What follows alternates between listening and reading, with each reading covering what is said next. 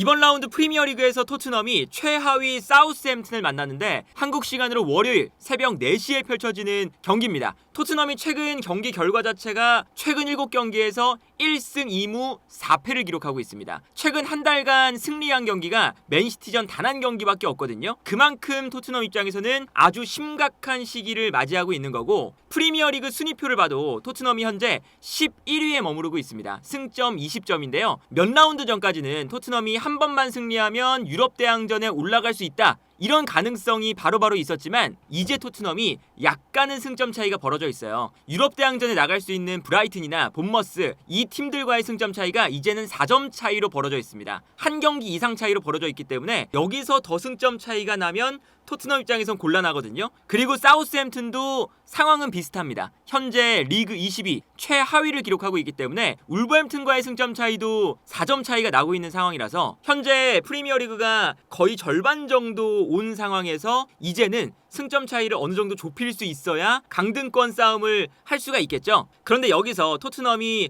부상자가 일단 수비 라인에 너무나도 많습니다. 가장 중요한 건 중앙 수비 라인에 현재 반더벤 그리고 로메로 두 선수 모두 다 첼시전에 부상을 당했고, 여기에 더해서 벤 데이비스도 햄스트링 부상이잖아요. 그러다 보니까 지난 주중에 있었던 유로파리그에서는 드라구신과 아치그레이가 호흡을 맞췄는데, 아치그레이는 전문 센터백이 아니다 보니까 당연히 불안한 지점이 존재를 했어요. 그런데 이번 경기도 아마 아치그레이와 드라구신이 나올 수밖에 없는 경기입니다. 포스테콜루 감독이 사우스햄튼전을 앞둔 인터뷰에서 벤 데이비스에 대한 이야기를 했는데, 벤 데이비스 같은 경우에는 상태가 나쁘지 않아서 현재 이번 달이 가기 전에 돌아올 가능성이 있다. 하지만 사우스햄튼전은 나오기가 힘들다 라는 이야기였고요. 반더벤과 로메로에 대한 이야기는 현재 반더벤과 로메로가 부상의 붓기가 가라앉을 때까지 기다려야 정확한 진단을 얻을 수 있다. 그래서 일단 사우스햄튼전은 못 나온다고 이야기가 나왔어요. 그리고 여기에 더해서 비수마가 경고 누적, 그러니까 경고를 5장 받으면서 한 경기 징계거든요. 그리고 여기에 대해서 벤탄쿠르도 지금 경기에 못 나오고 있는 상황이잖아요. 이렇게 되면 지금 토트넘이 아주 스쿼드를 구성하기가 어려워지는데, 왜 그러냐면 최근에 토트넘이 문제가 있었던 곳이 바로 수비형 미드필더 자리였죠. 그러니까 벤탄쿠르가 징계 때문에 나오지 못하는 상황에서 비수마가 유일하게 수비 라인 앞을 보호해주는 전문 수비형 미드필더였는데, 비수마도 옐로카드 누적이란 거잖아요. 그러면 사실 그 자리에 아치그레이가 세 번째 수비형 미드필더 자리에 있었죠. 그런데 지금 중앙 수비수 라인도 붕괴가 되면서 아치그레이가 중앙 수비수로 나와야 되는 상황입니다. 이렇게 되면 수비 라인 앞 공간에 나올 수 있는 선수가 딱히 없어요. 그래서 아마도 사르가 수비형 미드필더로 나온다는 이야기가 있는데, 이렇게 되면 또 사르가 수비형 미드필더 자리에 내려오면서 중앙 미드필더 자리에 나올 수 있는 선수가 부족해지는 거죠. 그러다 보니까 어쩔 수 없이 지금 남은 자원이 쿨루셉스키와 메디슨, 이 두 명의 선수가 중원을 형성할 것이다 라는 얘기가 나오거든요.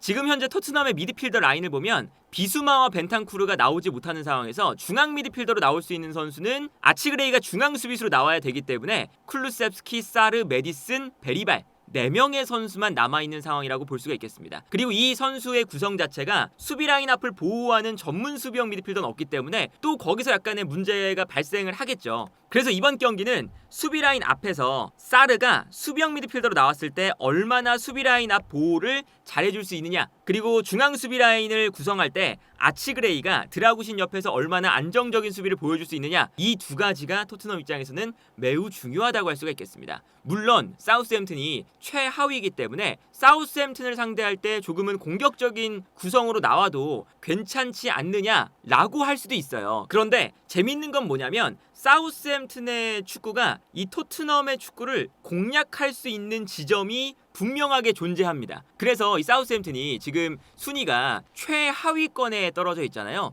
그런데 사우스햄튼의 감독인 러셀 마틴 감독에 대한 신임은 아직까지 사우스햄튼이 떨어지진 않았어요. 그래서 생각보다 러셀 마틴 감독에 대한 지지는 확고한 편이거든요, 구단 내에서. 왜 그러냐면 사우스햄튼이 지난 시즌부터 러셀 마틴 감독 체제에서 보여줬던 볼을 소유하는 축구가 현재 프리미어리그에서도 이어지고 있습니다. 재밌게도 현재 프리미어리그에서 점유율이 탑 5 안에 드는 팀이 사우스햄튼입니다. 맨시티, 토트넘, 첼시, 리버풀 다음으로 점유율이 높아요. 어떤 축구를 러셀 마틴 감독이 하냐면 마치 과르디올라 감독이나 아모림 혹은 슬롯 이런 감독들처럼 볼을 소유하면서 상대를 후방으로 끌어당깁니다. 그리고 볼을 후방에서 뻥뻥 차내지 않고 돌리면서 조금씩 본인들의 템포를 만들어가요. 그러다가 상대가 올라오면 올라왔을 때 탈압박을 통해서 상대의 뒷공간을 노리는 거죠. 그래서 아마 이번 경기의 핵심은 토트넘이 당연하게도 경기를 주도할 것으로 예상이 되긴 하지만 사우스햄튼에게 공격권이 넘어갔을 때 사우스햄튼이 볼을 뻥뻥 차내는 게 아니라 후방에서 볼을 돌릴 겁니다. 돌리면서 토트넘이 또 전방 압박을 강하게 들어오는, 그리고 공격적인 무게감이 앞쪽에 쏠려 있는 팀이기 때문에 앞쪽에서 강하게 압박을 하잖아요. 그러다가 토트넘의 약점은 너무 올라오면서 뒷공간이 열린다는 거죠. 아마 그 지점을 사우스햄튼이 많이 노릴 거예요. 그래서 후방에서 볼을 돌리게 될 거고요. 돌리다가 토트넘이 솔랑키, 존슨, 그리고 아마 미드필더 라인의 구성이 메디슨, 클루셉스키, 사르로 구성될 건데 이 선수들도 모두 달려듭니다. 그리고 포로와 우도기도 달려들겠죠? 그러면 후방에 드라구신과 아치그레이가 남게 되는데 이 두 명의 선수만 남아있을 때 뻥 공간으로 때려주는 게 아니라 후방에서 계속 돌리면서 끝까지 상대를 끌어당겨요. 그리고 많이 올라왔을 때 그 순간 미드필더 라인을 거쳐서 주고받다가 탈압박이 되는 순간 여기서부터 토트넘의 뒷공간을 공략을 하게 되는 거죠. 그런데 여기서 또 재밌는 건 뭐냐면 사우스햄튼의 가장 큰 약점이 러셀 마틴 감독이 볼을 소유하고 상대를 끌어당기는, 이제 현대 축구에 아주 걸맞은 축구를 하고 있잖아요. 그래서 사우스햄튼 구단 내부에서도 이 좋은 구조의 축구를 계속 이어나가고 싶다, 아직 20위에 있지만 여전히 러셀 마틴 감독을 믿는다라는 건데 사우스햄튼의 선수들이 기술적으로 그렇게까지 뛰어나지 못하죠. 그러다 보니까 여기서 문제가 생기는 거예요. 그래서 재밌는 게 어떤 거냐면 사우스햄튼이 볼을 소유한 순위는 5위에 있지만 세부적인 지표를 보면 이 지표가 볼 터치 횟수를 나타낸 지표인데 이 볼 터치 횟수가 당연히 볼 점유율과 관련이 돼 있기 때문에 토트넘이 리그 전체에서 3등, 사우스햄튼이 5등이에요. 그런데 수비 라인에서의 볼 터치 횟수는 사우스햄튼이 압도적으로 1위입니다. 3,792번의 터치를 수비 라인에서 했어요. 반면에 토트넘은 수비 라인에서의 볼 터치가 바로 중위권 밑으로 내려가죠. 그런데 공격 지역에서의 볼 터치는 토트넘이 리그 전체에서 두 번째로 많고요. 사우스햄튼은 반대로 공격 지역에서의 볼 터치가 바로 하위권으로 내려갑니다. 이 뜻은 뭐냐면 사우스햄튼이 수비 라인에서 볼을 돌리는 건 많이 하는데 볼을 돌리다가 결국에는 공격 지역으로 넘어가는 볼 터치가 많이 이루어지진 않는다는 거예요. 그 이유가 뭐냐면 후방에서 볼을 돌리다가 뺏기는 장면들이 굉장히 많이 나오거든요. 그리고 그나마 이 사우스햄튼에서 볼을 돌리다가 기술적으로 풀어주는 선수가 이제 과거에 리버풀에서 뛰었던 랄라나입니다. 근데 랄라나가 지금 현재 부상으로 경기에 나올 수 없는 상황이거든요. 그러다 보니까 지금 탈압박에 대한 불안함도 랄라나가 나오지 못하면서 생긴 상황이에요. 그리고 여기에 더해서 사우스햄튼이 아무래도 골키퍼부터 빌드업을 해나가다 보니까 골키퍼의 발밑도 중요한데 현재 램스데일이 아무래도 그 역할을 가장 잘 수행하는 선수거든요. 근데 램스데일이 부상으로 빠져 있습니다. 그리고 여기에 더해서 바주누도 부상이고요. 그리고 최근에 맥카티가 너무 이 발밑이 불안하기 때문에 맥카티가 이번 경기에 못 나올 거라는 이야기도 있어요. 골키퍼 라인부터 또 사우스햄튼이 빌드업을 전개하는데 골키퍼부터 불안할 가능성이 높습니다. 그래서 사우스햄튼의 경기를 보면 되게 재밌는 게 맨시티를 만나건 리버풀을 만나건 어떤 강팀을 만나건 볼을 돌립니다. 이게 맨시티전의 경기인데요. 수비 라인에서 볼을 가지고 있을 때 맨시티의 선수들이 압박을 하기 시작해요. 그런데 여기서 뻥 걷어내는 게 아니라 일단 뒤로 볼을 돌립니다. 뒤로 볼을 돌릴 때 맨시티의 선수가 당연히 달려들면서 이 볼을 따라가겠죠. 그러면 사우스햄튼이 다시 볼을 가지고 있다가 뒤로 한 번 더 볼을 돌려요. 그러면 이 공간으로 맨시티의 선수들을 계속 유도를 하는 거거든요. 그래서 이 다음 장면을 보면 또 최후방으로 볼이 넘어갔을 때 맨시티의 선수들이 달려들면서 압박의 라인을 끌어올리니까 여기서 램스데일 골키퍼에게까지 패스를 보내줍니다. 그러면 램스데일 골키퍼까지 볼이 넘어갔을 때 아무래도 맨시티 입장에서는 이 경기가 사우스햄튼과 맨시티의 경기면 맨시티가 달려들면서 압박을 하게 되잖아요. 그래서 사우스햄튼이 후방에서 볼을 돌리니까 맹렬하게 맨시티 선수들이 달려들면서 압박을 하기 시작합니다. 그래서 끌어당겼다가 그리고 끌어당긴 이후에도 여기서 램스데일이 볼을 잡았을 때 약간 멈춰 있어요. 맨시티의 선수가 본인에게 더 끝까지 달라붙을 때까지 기다렸다가 마지막 순간에 모든 선수를 끌어당긴 이후에 패스를 보내줍니다. 그런데 여기서 문제는 뭐냐면 이 패스가 너무 경기 중에 많이 하다 보니까 맨시티의 선수들이 이 패스를 읽어서 볼이 방출될 때 달려들면서 끊어냈죠. 그러면서 여기서 결정적인 찬스를 맨시티가 맞이하는 장면이거든요. 토트넘과의 상성이 매우 좋지 않겠죠. 토트넘이 강하게 올라와서 정말 극단적인 압박을 펼치는 팀인데 극단적인 압박을 펼칠 때 이런 어설픈 장면이 나오면 뭐 손흥민이라던가 솔랑키라던가 이런 선수들에게 빼앗겨서 실점할 가능성이 매우 높은 경기다. 다만 사우스햄튼이 또 이렇게 짧은 패스를 할 때 통화하면 득점이 나옵니다. 맨시티전인데요. 볼을 가지고 있을 때 맨시티 선수들이 막 달려들고 있어요. 근데 여기서도 빨리 걷어내지 않고 측면으로 먼저 패스를 보내줍니다. 그리고 측면으로 볼을 받았을 때 맨시티 선수들이 모든 선수가 지금 앞쪽에서 달려들고 있잖아요. 달려들고 있을 때 볼을 가지고 있다가 시간을 좀 끌다가 앞쪽으로 패스를 보내줘요. 근데 이 패스가 한 번 통했습니다. 그러면서 달려나간 선수에게 패스가 연결이 되고요. 이때 맨시티의 수비수가 이 볼을 막기 위해 달려나오거든요. 달려나오면 앞쪽에 있던 선수가 순간적으로 돌아뛰면서 뒷공간을 또 공략을 하는 거예요. 그래서 요 다음 장면을 보면 볼을 받은 선수가 맨시티의 수비수가 달려나오는 걸 약간은 기다렸다가 뛰어들어가는 공격수에게 찔러주면서 한 번에 맨시티의 뒷공간을 무너뜨리고 있습니다. 이게 사우스햄튼이 의도하는 바죠. 그래서 이 공간이 무너졌어요. 그래서 완전히 달려나가는 이 사우스햄튼의 아처라는 공격수가 있거든요. 굉장히 빠른 스피드를 가진 선수인데 아처에게 뒷공간이 무너졌고요. 아처가 여기서 결정적인 찬스를 맞이합니다. 물론 이게 골대를 맞고 이제 득점이 안 되긴 했지만 이 장면을 보면 사우스햄튼의 축구가 어떤 축구인지를 볼 수가 있고요. 리버풀전도 마찬가지예요. 리버풀전 보면 여기서 골키퍼가 코너킥이 올라왔는데 리버풀의 코너킥을 잡아냈거든요. 근데 잡아냈을 때 약간 볼을 놓치면서 앞쪽에 있는 선수에게 볼이 넘어갔어요. 근데 이 앞쪽에 있는 선수가 볼을 가지고 뻥 차내는 게 아닙니다. 위험 지역에 있는데도 불구하고 볼을 끌고 드리블을 하기 시작해요. 그리고 드리블을 하면서 충분히 본인에게 수비를 끌어당깁니다.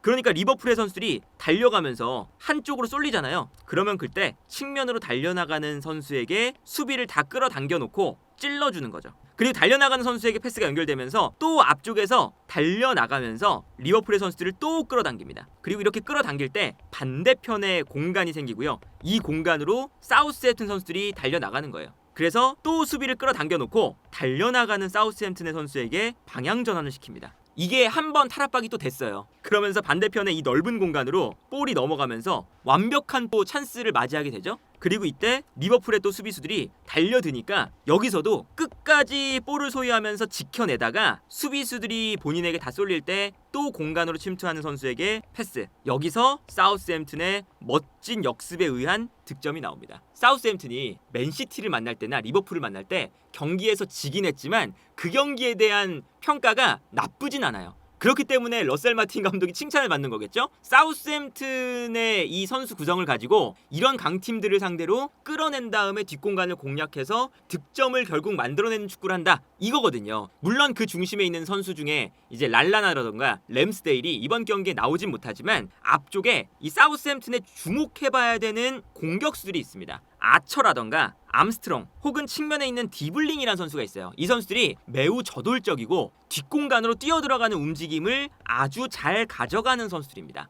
그래서 5-3-2의 전술을 쓸 때 혹은 이제 5-4-1의 전술을 쓸 때도 있거든요. 이런 전술을 쓸 때 일단은 우선 디블링이라는 선수에게 패스를 보내줘요. 그럼 이 디블링이라는 선수가 이제 요즘엔 랄라나가 없기 때문에 당연히 중원을 거쳐가는 게 약간은 부족하잖아요. 그래서 디블링이라는 선수는 드리블을 굉장히 잘하는 선수거든요. 디블링이 볼을 가지고 달려가면서 볼을 전진시키는 동시에 본인에게 수비를 끌어당깁니다. 그러면 끌어당길 때 앞쪽에 있는 아처 혹은 올라오는 암스트롱 요런 이제 공격수들이 라인 브레이킹을 굉장히 저돌적으로 하는 선수들이거든요. 수비를 디블링이 끌어주고 아처나 암스트롱에게 패스를 찔러주는 거죠. 그러면서 이제 뒷공간을 무너뜨리거든요. 이제 여기서 싸움은 뒷공간을 무너뜨릴 때 디블링의 이 드리블 볼 소유를 잘하는 이 디블링의 움직임을 끊어주는 수비형 미드필더가 있어야 되는데 또 마침 공교롭게도 지금 토트넘의 수비형 미드필더가 모두 못 나오는 상태입니다. 그러다 보니까 과연 사르가 혹은 메디슨이나 쿨루셉스키가 이 미드필더 조합이 이 볼을 가지고 올라오는 사우스햄튼의 중원 라인 혹은 측면에 있는 디블링 이런 선수들을 잘 막아낼 수 있을 것이냐,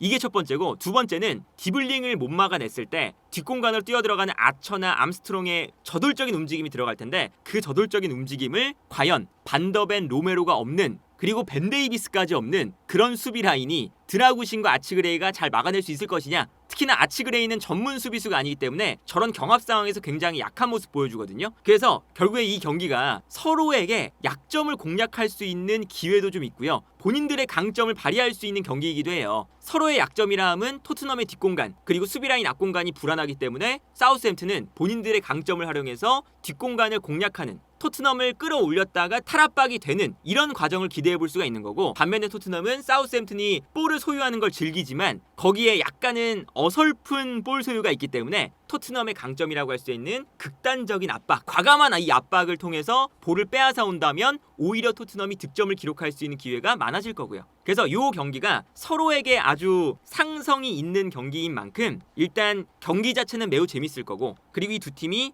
벼랑 끝에 서 있는 간절한 팀들이기 때문에 이 경기가 어떻게 마무리되느냐에 따라서 사우스햄튼과 토트넘의 이번 시즌 성적 자체도 달라질 수 있는 아주 중요한 경기가 되지 않을까 싶습니다.